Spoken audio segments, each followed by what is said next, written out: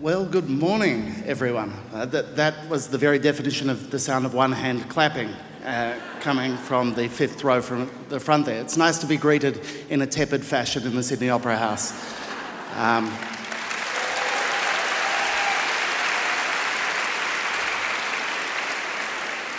Rule one of chairing an event like this is don't milk the applause, and I've broken it already.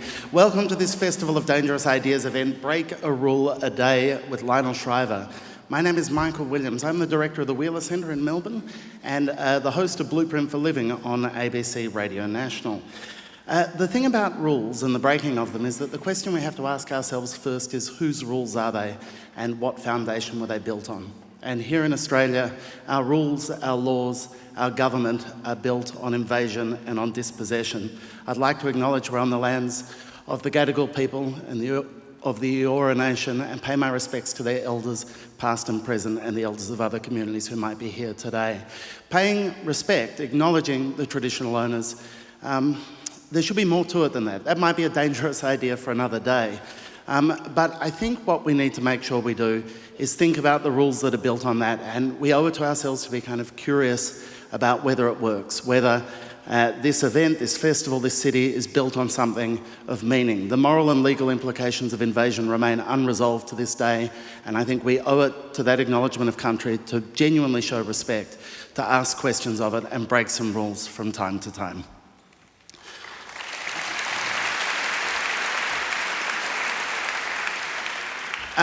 Now, you might be wondering about my credentials to host a session called Break a Rule a Day. I flew up to Sydney from Melbourne yesterday evening on a Virgin flight, and the announcement came out saying, please, if you're seated in rows 15 and behind, board now. I was in row 12, but I boarded anyway. Essentially, I'm like Australia's answer to Banksy when it comes to rule breaking, so I feel very well qualified for this. Luckily, we have a far more prestigious guest to talk about these things. Lionel Shriver is an author of 12 books. She is a breaker of rules. She's one of literature's finest writers at the moment. She is passionate, she is fierce, she is clear-eyed, and she's really funny, which is a wonderful thing. And her new book, The Mandibles, is no exception. It looks at an America that has suffered a terminal decline. It is futuristic, but only just, and I'm looking forward to talking to her today at length. A recent profile in The New Yorker said, Shriver takes ornery pride in her more contrarian beliefs. Ornery pride is something I think we could all lay claim to, but describing herself, she says, I am a writer, a cook, a sculptor, a tennis player, a big mouth, a hothead, a cut-up, and a ham. Please welcome Lionel Shriver.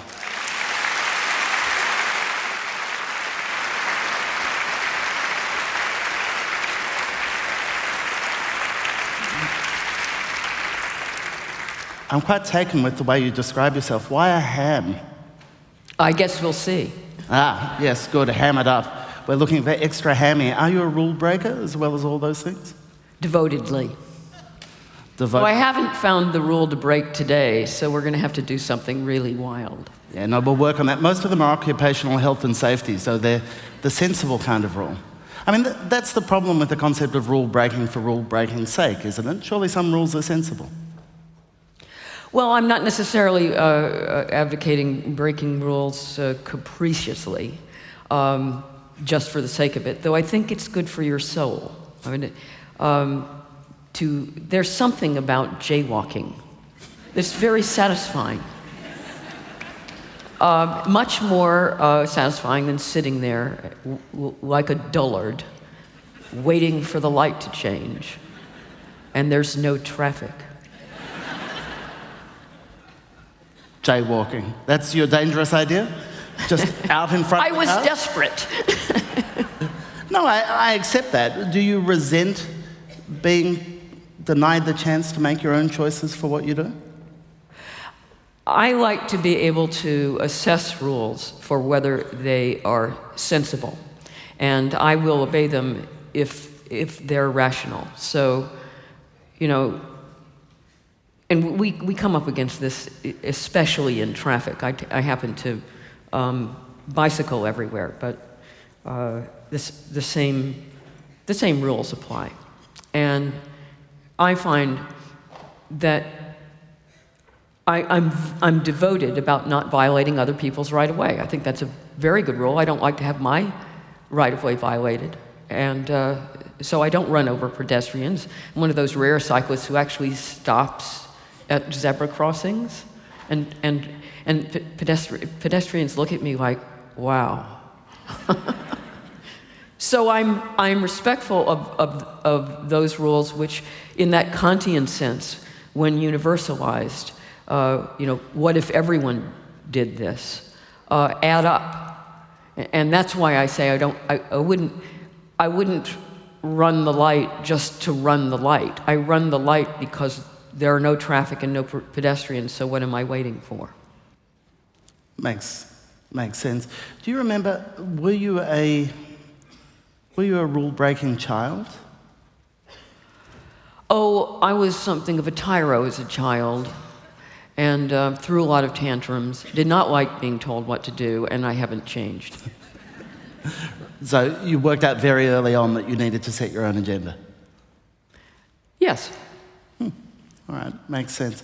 So you wrote a terrific article earlier this year where you talked about what it was for you to be a libertarian. It was called I'm Not a Kook, and you made an impassioned distinction between the libertarian being dismissed as a kook and what you saw as the kind of fundamental values of it. And there's a great quote in there. You quote David Boaz and his The Libertarian Mind, saying, "You learn the essence of libertarianism in kindergarten. Don't hit other people, don't take their stuff, and keep your promises." Are they good rules to live by? I think they're excellent rules to live by. And I think libertarianism has been given a terrible name. We are regarded as goofy.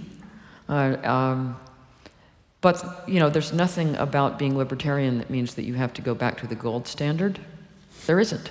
And there's nothing about being libertarian that means that you sit around all day reading Ayn Rand novels. Thank God. You should read mine instead. Actually, the principles of libertarianism are naturally American, and that's why it's so perverse that the creed has got such a bad rep in my country. The essential idea that a free country is a place where you can do whatever you want as long as you don't hurt other people, I think that's a terrific, not so much rule as rubric to live by. And we don't follow it in the United States anymore.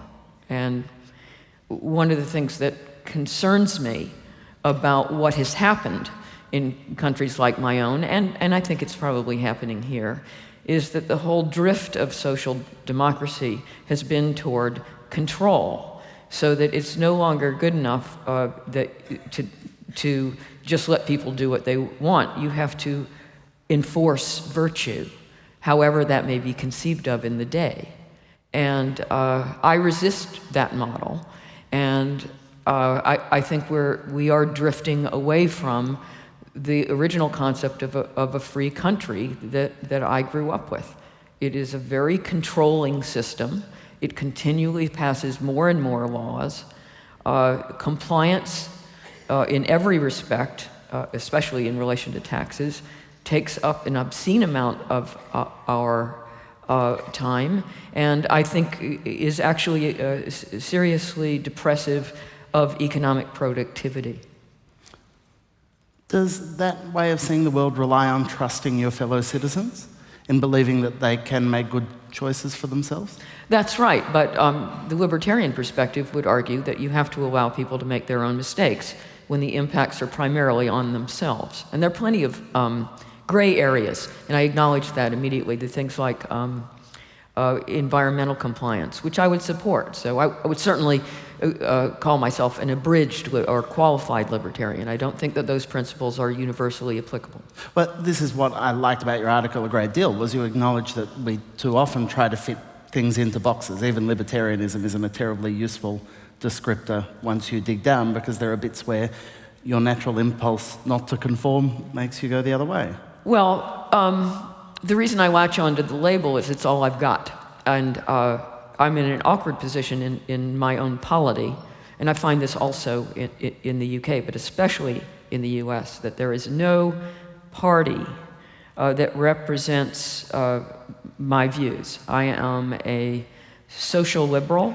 The policies I back would be downright permissive, and even more so than standard liberalism. I would legalize recreational drugs. I would legalize prostitution. Of course, I have no problem with gay marriage, and I am pro-choice. And by the way, the Libertarian candidate, Rand Paul, who ran in that vast array of Republicans in this election, in the primaries, was anti-choice, which is unlibertarian. So even the libertarians in the United States are not libertarian. But I'm also a fiscal conservative. I don't hold out any hope for it, but I would really like to see the size of government constrained. I prefer a country that lives within its budget. I don't like debt. There is no party for me to vote for. The Democrats are, tax and spend, and they always live up to their stereotype. And the Republicans are social lunatics.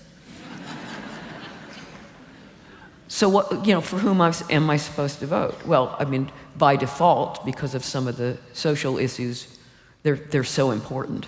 I end up voting Democratic. I've never voted Republican in my life. But, I don't think that's something to cheer, because I would like to be able to vote for candidates who represent my economic views, and I am unable to. That applause suggests that you need to reveal now that you hate small animals or something, just to get the audience offside again, because they're agreeing with you. They're feeling this all the way. I stopped them applauding me. Yeah, no, that's true. That's the opposite of milking it. That's a very good decision. One thing I read from you that seemed really interesting to me, because you divide your time between the UK and the US, Mm-hmm. and I heard you talk about the fact that your politics stay the same, but in those two different countries you're seen as different. In the UK you're seen as quite conservative, in the US you're seen as quite liberal, purely by dint of the kind of focus of those two places. And one of the things that's useful about going back and forth like that is to discover the arbitrariness of these categories. After all, the political position I just described doesn't belong to the left or the right in U.S. terms. I'm just odd woman out. So I feel alienated from those classical left-right categories, because in the UK, I'm not just seen as conservative, I'm seen as a right-wing nut. And then I just take a quick, what is for you, a quick plane trip over to the US, and suddenly I'm a raving liberal, So it means I think outside those categories. And I find that very useful, because Western liberalism has gone completely off course and is now all about control. It's the liberals who want to bring in things like fat taxes and who want a confiscatory tax regime, a positively punitive tax regime if you earn more than a certain amount of money. They're very top-down, we're going to make you good. And that's not actually liberal. So in that I'm trying to carve out a position that I'm comfortable in, I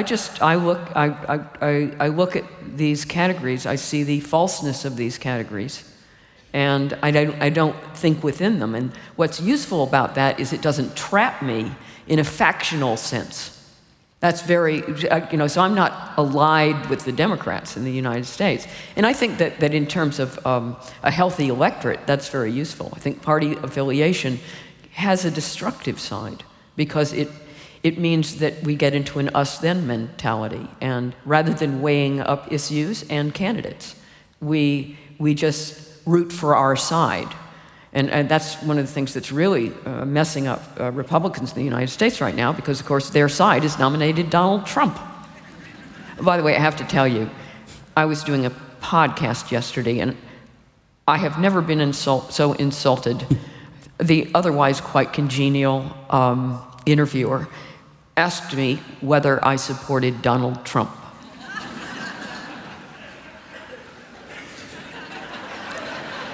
I thought, you know, there's definitely something going wrong with my PR. Someone needs to get sacked for that, definitely. I think the only answer is you run for office yourself. I mean, that's the clear, sensible thing. I actually had somebody in an audience once ask if I would please run for office. Not remotely tempted? But not if you get up in front of audiences and tell them to break the law. Although, come to think of it, that's what Donald Trump has been doing. Yeah, no, it's a slightly fraught situation. Edward Snowden tweeted the other day, break classification rules for the public's benefit and you could be exiled. Do it for personal benefit and you could be president. Which I thought was an interesting idea. Are you a contrarian? I mean, does this resistance to control mean that if you sense someone's trying to make you think a particular way, talk a particular way, you go against it just because you don't want to be controlled? I just try to be an independent intellect. And I don't think I'm very successfully controlled. But I am interested in, as a novelist and as a person, in people's relationship to authority. And again, going back and forth between the UK and the US, I noticed that there's a very big difference. The UK, the British are slavishly obedient to the law, and they have a regard for the law for its own sake. So you're not supposed to do this, that, and the other thing because it's the law. And that's the end of it. There is no more discussion. And I reject that out of hand. I know too much about history, and you do too. I mean, blacks used to be considered 3/5 of a human being in the United States. That was the law. Homosexuality used to be illegal. That was the law. In Germany, Jews used to have to sew a gold star onto their jackets. That was the law. So I'm supposed to have respect for the law, for the law's sake, not on your life. So being skeptical and critical. No, law is simply, it's what people do. It's what groups of people have created. So there's nothing sacrosanct about it. People make mistakes. I want to move off the political sphere in a second, and I particularly want to get to the mandibles, which I think teases out some of these ideas. My publisher appreciates this. I'm doing it by stealth. No one's noticed, but they're all reaching for their wallets right now, I assure you. But just before we leave the world of politics, I want to ask about Brexit, because the half of the time that you spend in the UK, that's a big moment in world politics lately, that in part is driven by people chafing against the rules that are being imposed on them. Mm-hmm. And I wanted you to talk about your views on the Brexit campaign.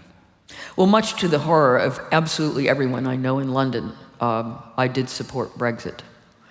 And in fact, I had a couple friends who were fascinated. It was as if they'd discovered this rare zoo animal. And they wanted to keep it in a cage and poke at it.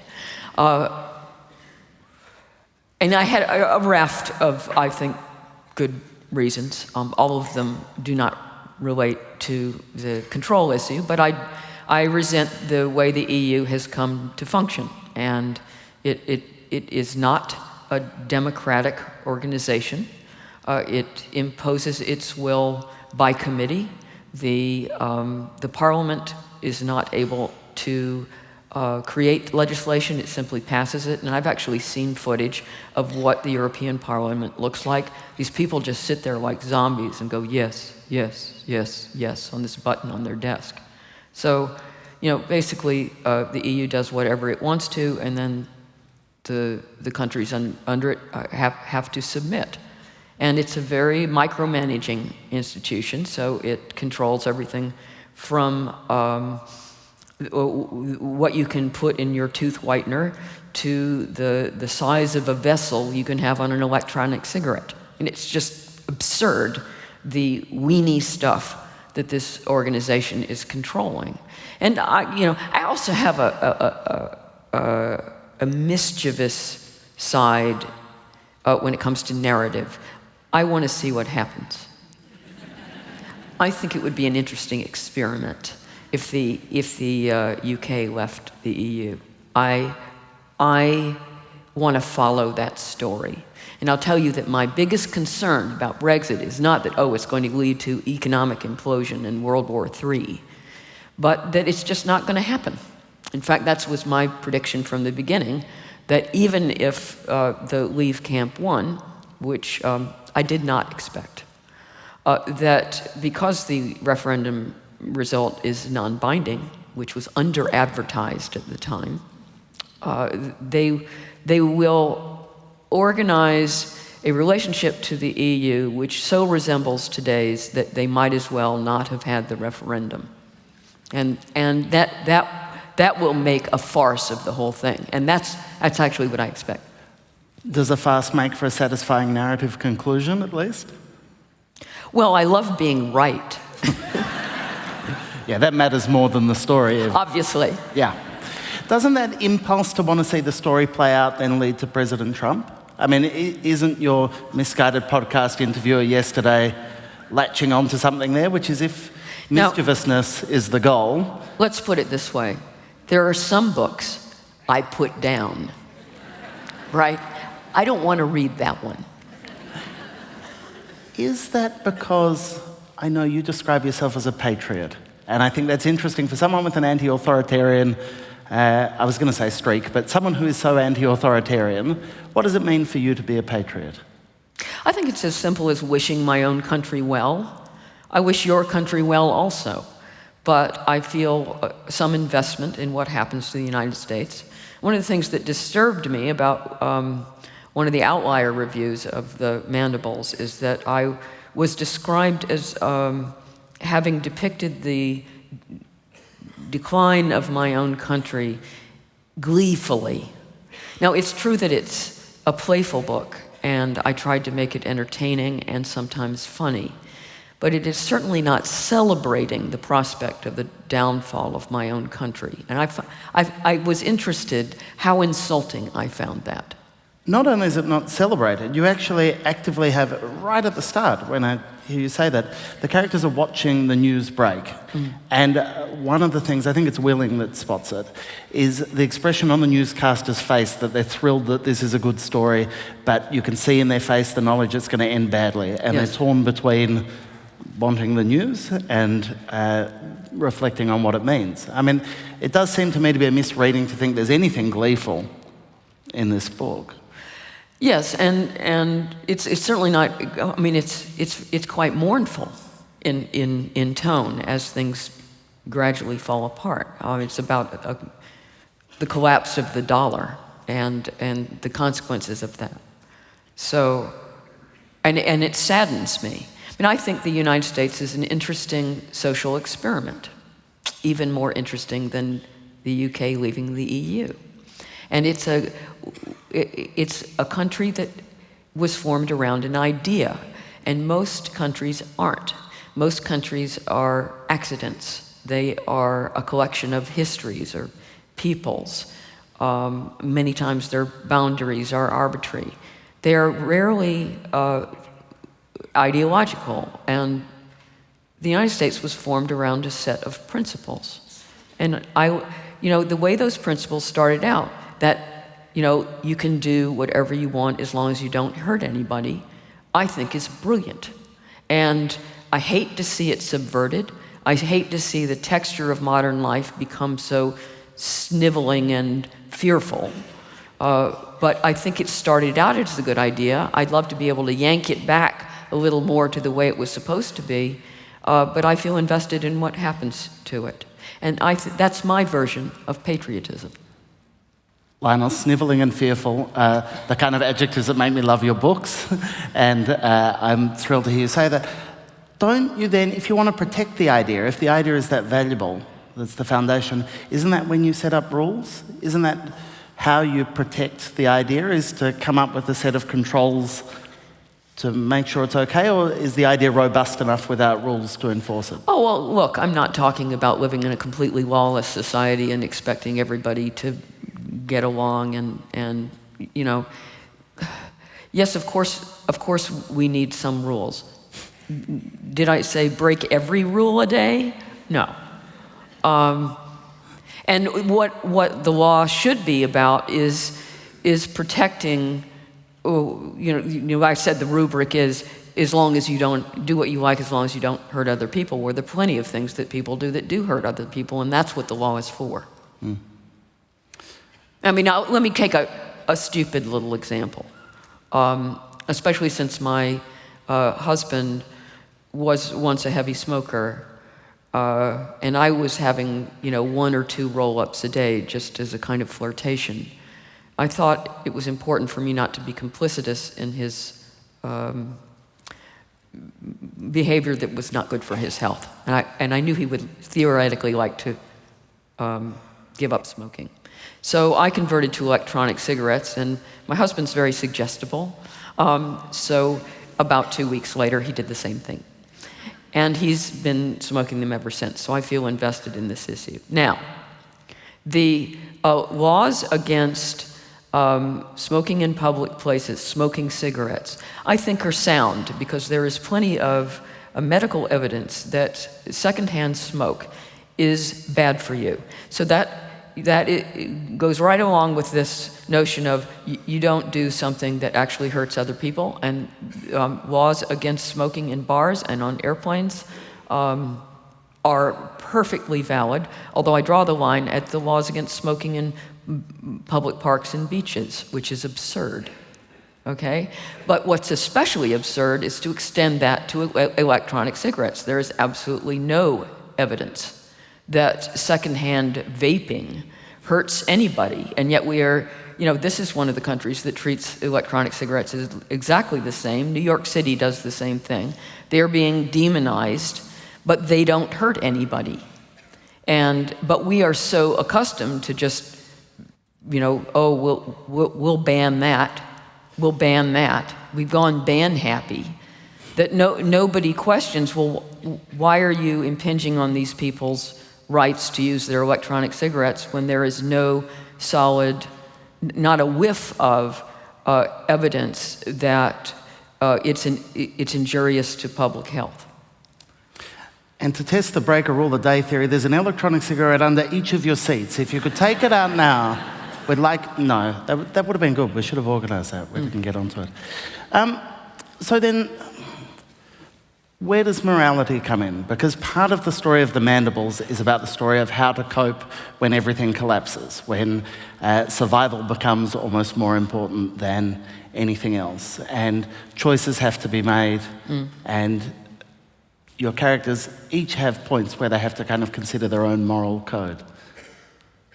Well, one of the things that I'm documenting in the mandibles is the way we have kind of circles of loyalty.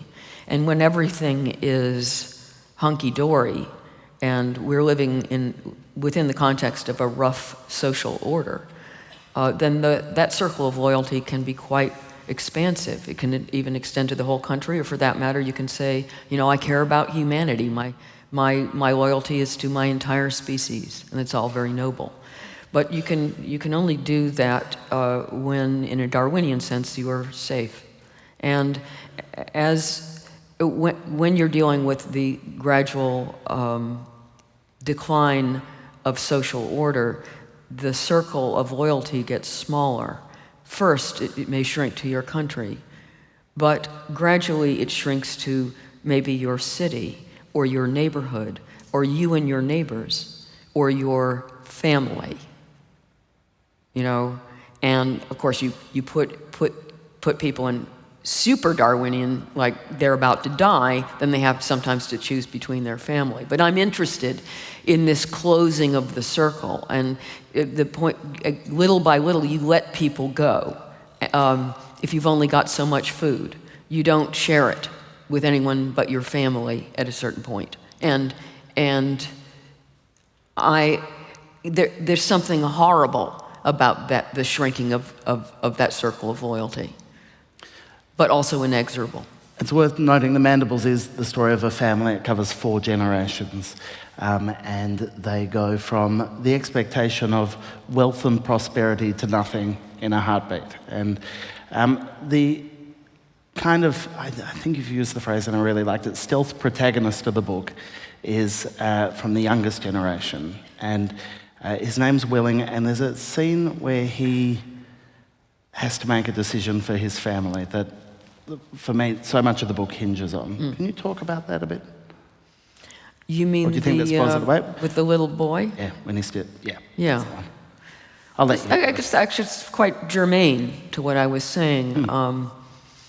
There is nothing in the house for dinner, and it's one of those, we say that a lot, oh, we have nothing to eat, and actually our pantries are full of grains and cans, and we just can't come up with anything. But no, there's really actually nothing in the kitchen. There's nothing. So my protagonist goes out, and this is where you see him cross a moral line, and you know that there's no going back. And his mother had been feverishly gathering up. You know how we keep jars of stray coins, and because inflation has been rampant, the coins are so worthless that in order for her to buy anything, she has to marshal the entire jar. So she's been stacking up, trying to figure out whether, she can put together enough to get something for dinner. And her son, who's the hero of our story, is furious with her. The exercise is so demeaning, and splays her little stacks and says, screw this. And instead takes a sock from a dresser and fills it with several fistfuls of change, knots it, and takes it outside. And he uses it as a weapon, this sock full of heavy change, and threatens a little boy into giving him the sack of groceries, which is obviously for the little boy's family's dinner. And Willing has hitherto been a peaceable character, but he suddenly becomes a bit of a thug, a bully, and out of necessity. And that's what that more Darwinian situation does to you. And again, it has that mournful quality that there is a lost innocence, and although there's the kicker on that chapter is that Willing hadn't imagined that the money on his mother's dresser would be able to purchase anything near dinner, and look, it just had. It's a horrible moment in the book because you're so invested in Willing, but it also comes after many pages of characters regretting doing the right thing before everything went to shit. That idea that, okay, we're going to be responsible, we're going to save, we're going to put money away, we're going to worry about our pension and our superannuation and suddenly, after total collapse, the people who did that have nothing to show for it. There's a kind of... Yes, it's a novel about the betrayal of your government, and a government that betrays people who have indeed been following the rules the whole time. And of course, there's also a line in there that says that books set in the future are always about what people are afraid of in the present, and this is no exception. So that I am talking about what's happening right now economically. I mean, in our zero interest environment, I think we are punishing people who have followed the rules, who've done what they were told to. They're supposed to save for the future and save for their retirement. And suddenly retirement accounts, unless they're put at risk in investments that who knows what's going to happen, are not making any money whatsoever. And instead we're rewarding debtors and trying to get people to borrow still more money. And the Presbyterian in me rejects that. Now don't get that wrong. I'm not a practicing Presbyterian, but I do have that background, and it has a little residue. a little. Why is it that the government control of the economic sphere, ultimately in this book, that's the greatest betrayal of government here, the loss of people's financial freedom? Explain to me how, for you, economics became so front and centre in the writing of this book. Was it the engine at the start, or was it something that came to you as you were working through it? Well, I am very interested in the proposition that if you are not free economically, you are not free. And I guess part of this is autobiographical. I lived most of my life on extremely little money, and I'm not asking for sympathy. Just money. Buy a copy of The Mandibles at the bookshop after the event. And ultimately, I had my frustrations with being able to find an audience for my novels, but honestly, otherwise, I was perfectly happy. And making a little more money has been one of the worst things to ever happen to me. And I know that nobody wants sympathy. Nobody's going to grant sympathy for someone who is whining about making too much money. But the experience of suddenly kind of being on the radar, tax-wise, has been a nightmare. And by the way, all this stuff about the super rich and tax evasion and all these terrible rich people who are getting away with murder. Well, I read articles about that all the time because I want to know how they do it. Americans have to report their worldwide income, everything, regardless of where they live.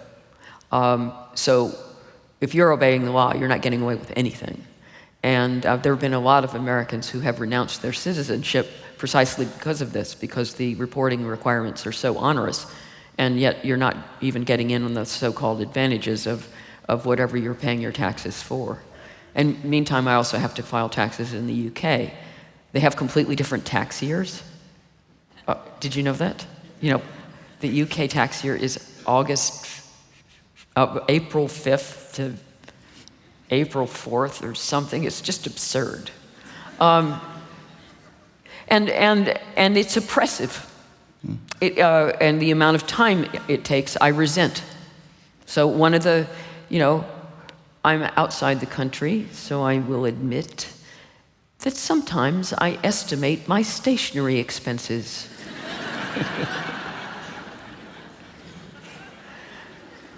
And I find the complexity of the tax code a tyranny, and I am angry about the amount of my time per year is now commanded by having to comply up the wazoo with both these countries.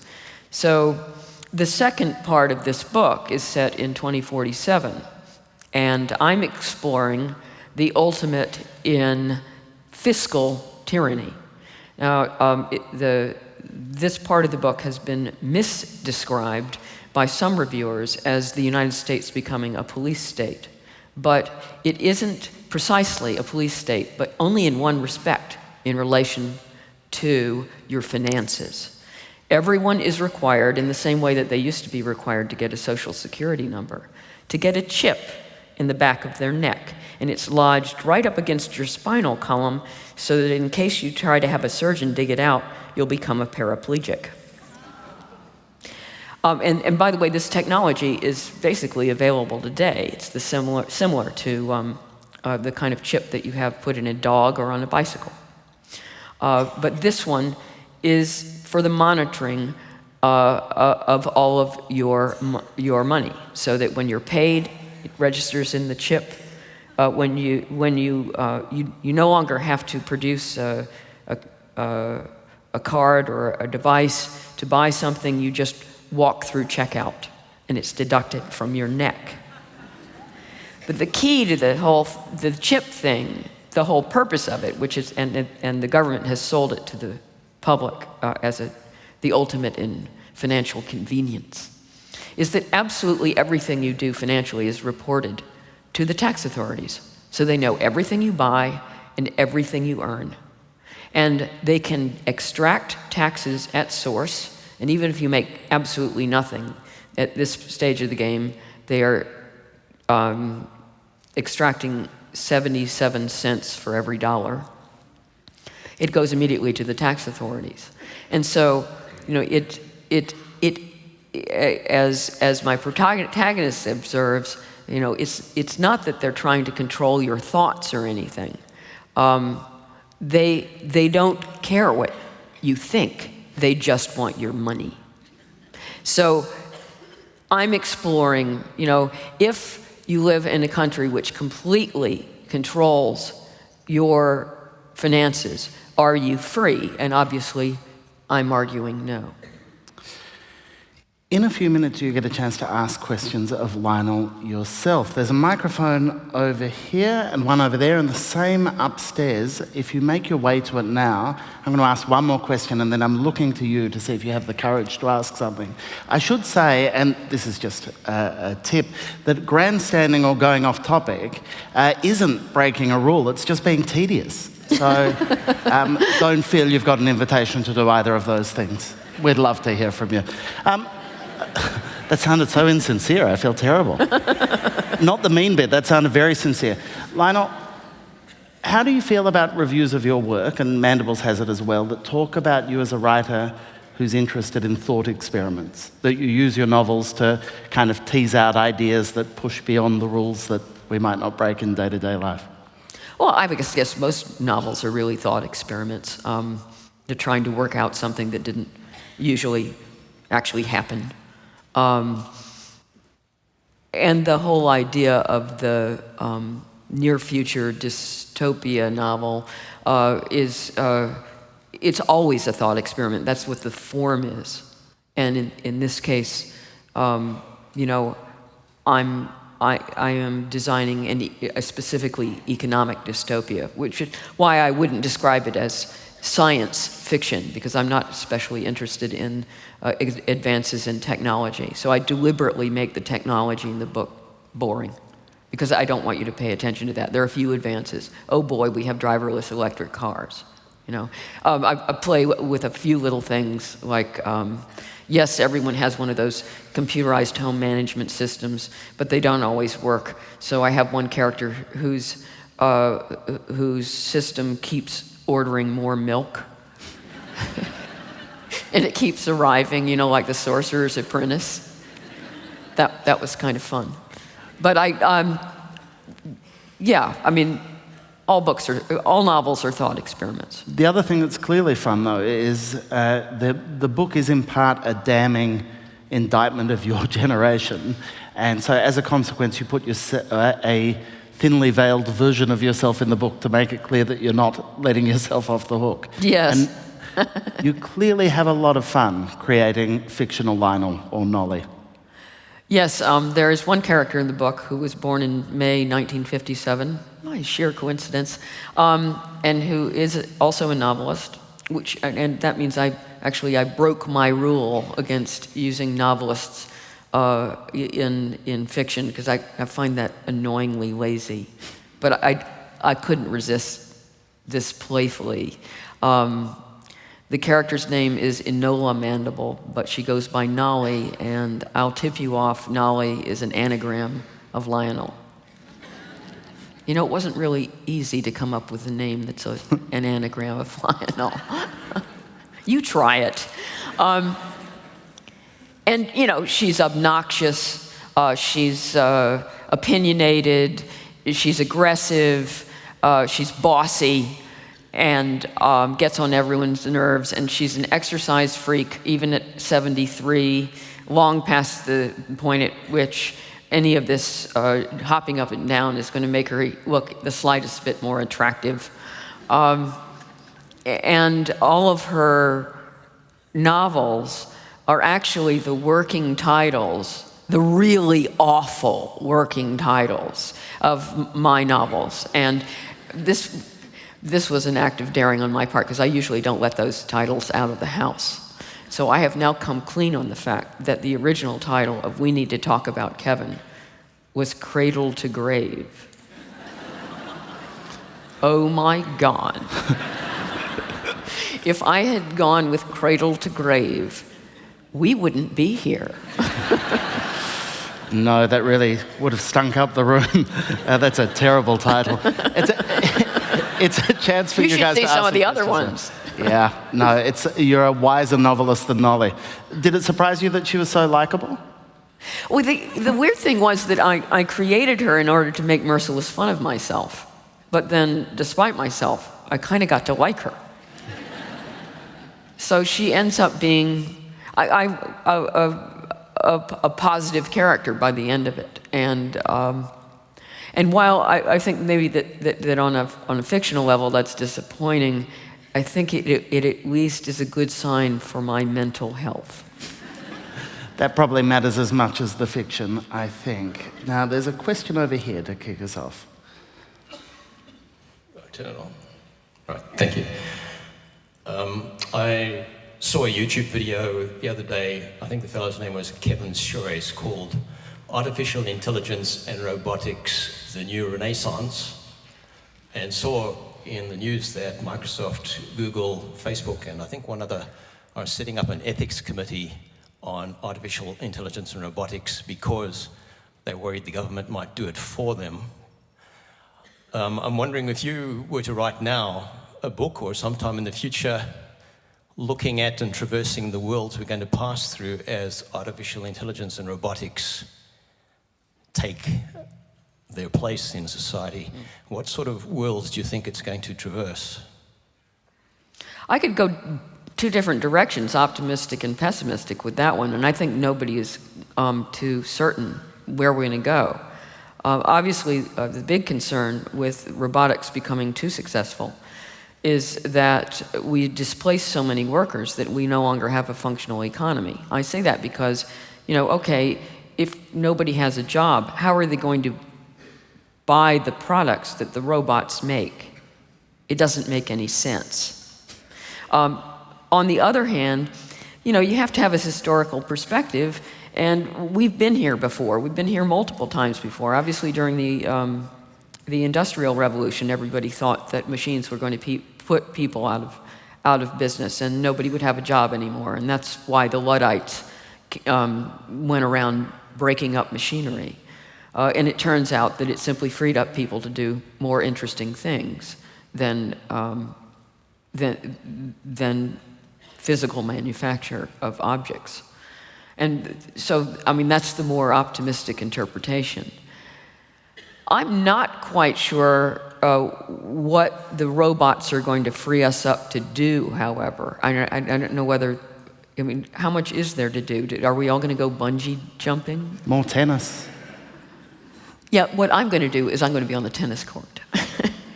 But I am hopeful that the advances in robotics will not be as catastrophic as we fear, because we went through this also with computers, and the computers were also supposed to put everyone out of a job also, and they have put some people out of a job, and they have had to be retrained, and there are some people who get left behind, and creative destruction is still destruction, and still creates casualties. So every time we revolutionize the way we do things, people get hurt and people get left behind. And I think that is deserving of concern. But the one thing that never seems to work is to stand in the way of a new technology and say, well, we think we can't figure out how this is going to work economically, so we're not going to allow you to make the robots. And I think that's a non-starter. We're going to go up to that corner there, number 3. Okay, that's okay. In Western society, particularly post the GFC, when governments have accumulated a lot of debt, especially here in Australia with our debates around the budget deficits, we see this idea that somehow tax cuts are tantamount to welfare or morally the same as receiving cash transfers from the government. What do you think that says about people's understanding about the relationship between individuals and the state? I think that's a good question. I really resent it when tax cuts are portrayed as gifts of the government, of your own money. Thank you very much. Right? So the presumption behind that kind of argument is that the government owns all your money, and therefore, and it will allow you, if you're really good, to have a little bit back. And one of the things that's weird to me about that way of thinking is that I was born in the late 50s, and when I was growing up in the United States, it was still during the Cold War, and we were raised on a lot of rhetoric about how terrible it was in places like the Soviet Union, because everyone worked for the state, and no one was allowed any private property, and only if you were really lucky were you allowed your own tiny little garden and had to have a little bit of money that is actually yours, and what an awful life that was, and how it destroyed everyone's motivation to work. That was the rhetoric that I grew up with. And then I look what's happening with Western social democracy and the kind of that kind of thinking, and I think, well, what's the difference? I was told that this was supposed to be so terrible, and that it disabled people's will to achieve, which ultimately it did. I mean, I'm honest about the fact that I don't enjoy making money, and when I tally up at the end of the year when I'm doing my taxes and discover, oh, this was a really bad year, I am happy. It makes me festive, because the less money I make, the less I'm their creature, right? And when I make nothing, I am free. So I think this whole model is really turning everything on its head. I don't want to work for government. I don't want to regard myself as working for government. And I guess I bought it when I was a kid. I heard about the way things were done in the Soviet Union, and it didn't sound very cool to me. So why should we imitate it now? Thank you. I would really like you to bring out a line of festive Christmas cards, because your idea of festive, I think, could shake that up a bit. I think they would sell very well, which would be disappointing over here. Yeah, question about Kevin, I guess. What would be the libertarian view and your view about gun control, which we in Australia control quite heavily, maybe not heavily enough, but is certainly uncontrolled in the US and leads to a whole lot of stuff, including Kevin? In principle and as a practicality, I'm a little torn. I basically do back gun control, and I think I'm less safe in the United States because it's so easy to get guns. But I have a confession to make, that in writing The Mandibles,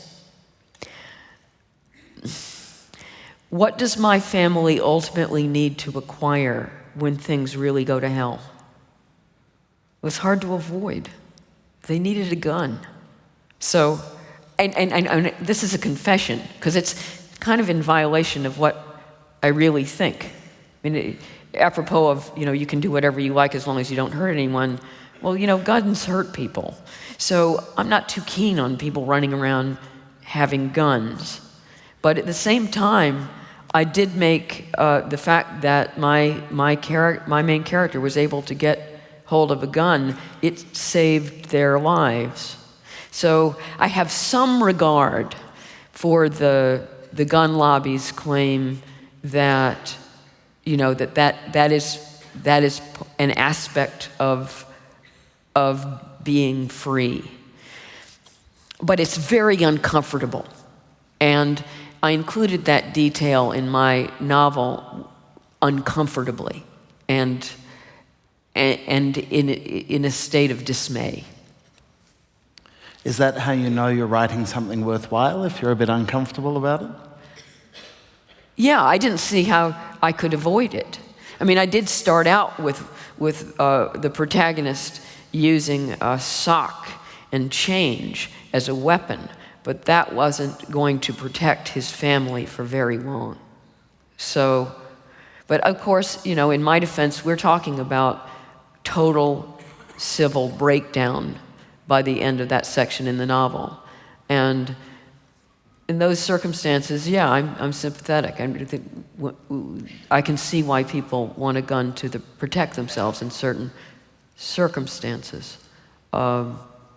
So I think it's worth not being simplistic on this issue and just saying, you know, citizens shouldn't be able to get guns. There are people who live in situations where they may need one. I think there are places on the southern border of the United States that have become so lawless and frightening and crawling with drug dealers. And I'm not chiming in with Trump or anything, but it is real. The Mexican drug cartel thing is real. He didn't make it up. And so I can see if you were a farmer who had property on the border of the U.S. and it was a major, you know, drug route, I might get a gun. So, yeah, I support gun control, but with some qualifications. There's a question up there next. Okay, thank you, Lion, for a very interesting set of views. My wife and I are passionate cyclists, and we believe that wearing a helmet on a main road is a good idea.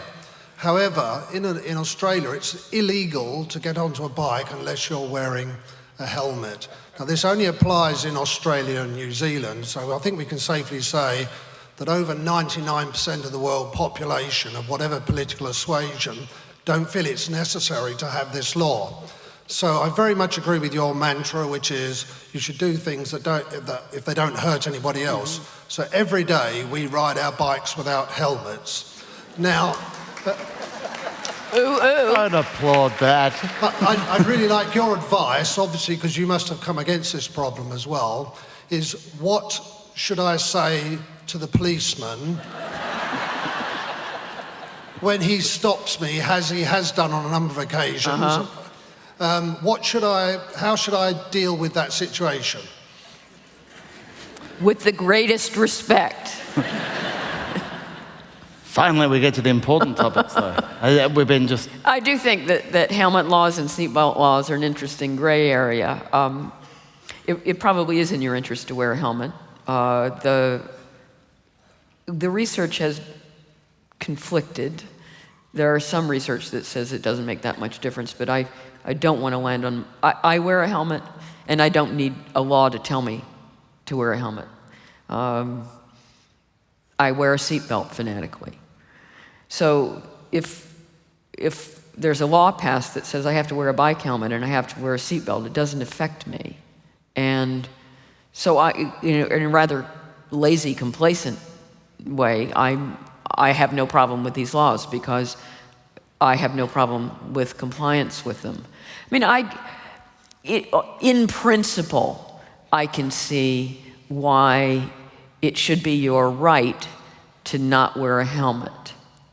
So I would prefer, maybe a campaign an ad campaign that encourages you to wear a helmet more than I would say it has to, it's a law. These encounters with the cops, basically, at a certain point, you have to let your wild anti-authoritarianism go by the wayside out of self-preservation. So what you say is, "What can I do for you, officer?" I recommend toadying and shit-eating. "Yes, officer. I left my helmet at home. I'm so sorry. I was in a hurry. I will remember to put it on next time." Sound good? Thank you very much. I don't want to get you into trouble. Who would have thought the author of We Need to Talk About Kevin would advocate toadying and shit-eating in the face of authority? That's my kind of anti-authority all the way. One over here.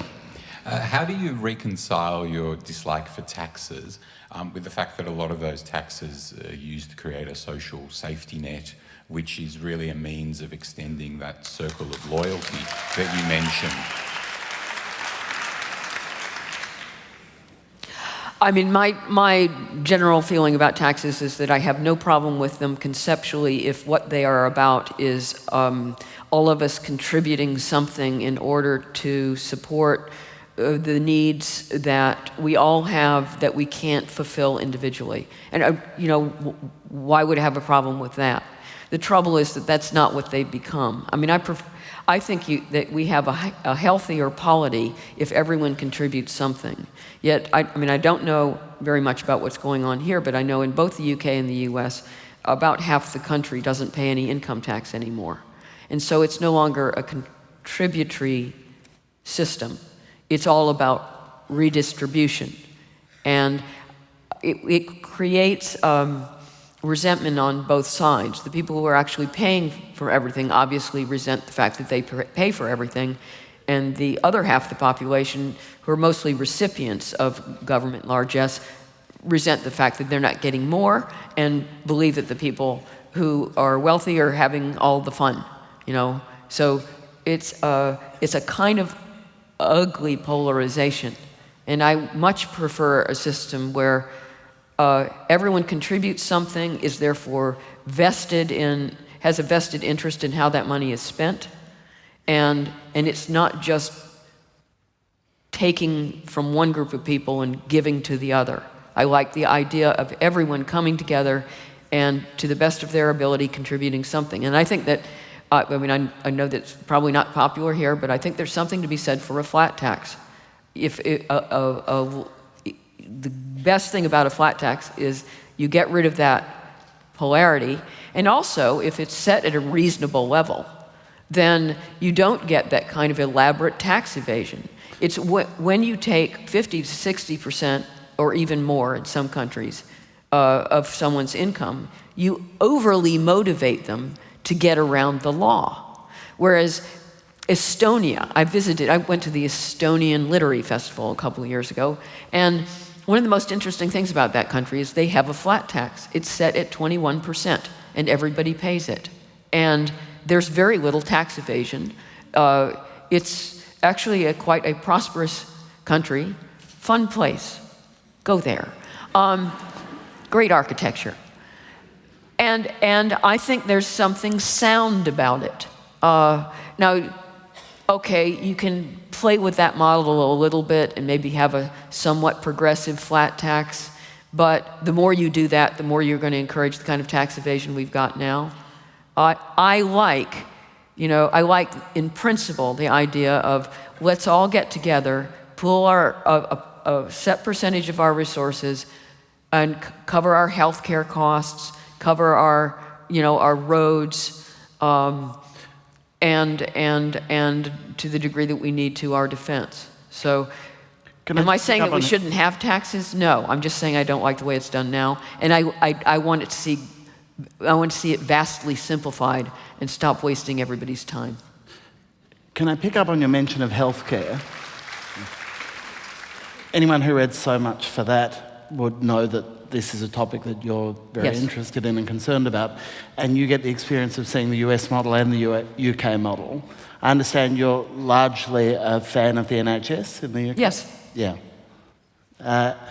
Why are Americans so caught up in the idea of universal healthcare? Why do they get so angry? Why they hate it so much? Yeah, why socialised medicine? Surely that's working against self-interest. I understand self-interest. I don't understand it, actually. Everyone talks about the people who are resistant to so-called socialized medicine in the United States always talk about, I want to be able to choose my doctor. But, if you take a look at these insurance plans, you don't get to choose your doctor. They're extremely restrictive.